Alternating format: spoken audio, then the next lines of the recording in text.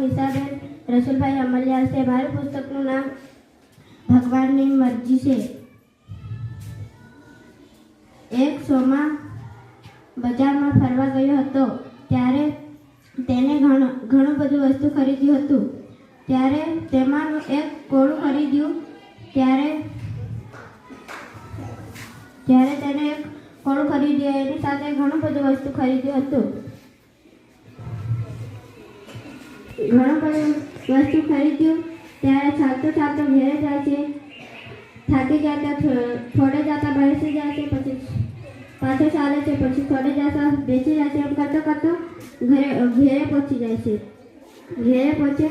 ઘેરે જઈને બેસી જાય છે। થોડી વાર બેસે, પછી થેલી ખોલે ત્યારે કોળું નીકળે છે।